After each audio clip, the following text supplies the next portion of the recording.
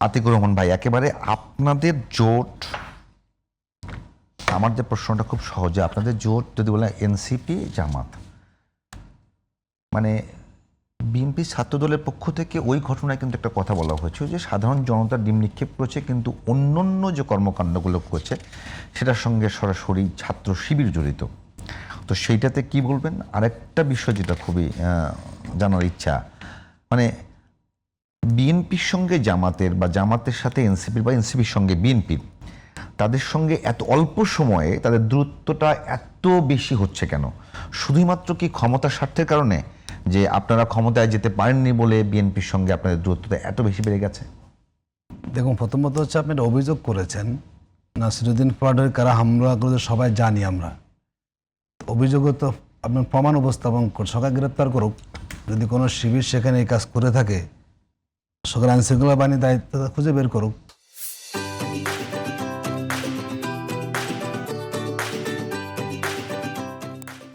আইনশৃঙ্খলা বাহিনীর বলে নাই, কোনো তদন্ত মানে সংস্থার কোনো তদন্তে প্রমাণিত হয় নাই।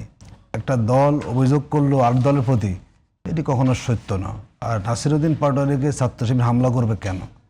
কোনো কারণ তো থাকা লাগবে। পরে আমরা দেখলাম সেখানে যখন হামলাটা হলো, ছাত্র দলের কেন্দ্রীয় সভাপতি সেক্রেটারি তারা খুব ঘন ঘন আপডেট দিচ্ছেন, এবং এটি বোঝা যাচ্ছে তাদের পূর্ব পরিকল্পিত একটা কাজ তারা ঘটিয়েছেন, এবং তারা এটাকে এখন ভিন্ন দিকে মোড় নেওয়ার জন্য তারা নানাবিধ কথাবার্তা বলেছেন।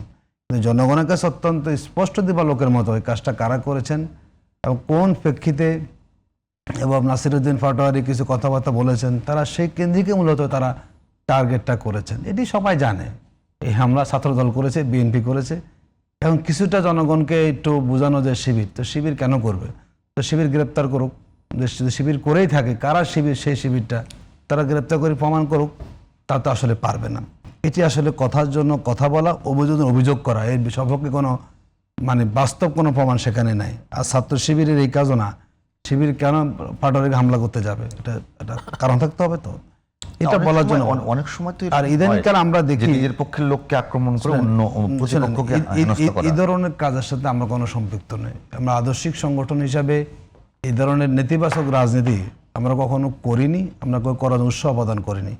তো ইদানিং আমরা খেয়াল করলাম, শুধু এই ক্ষেত্রে নয়, ধরুন কোনো ক্যাম্পাসে সাধারণ শিক্ষার্থীরা কোনো প্রতিবাদ করলো, ধরুন আমি তিতিমি কলেজের কথা, সাম্প্রতিককালে ইডেন কলেজের ঘটনা আমরা দেখলাম।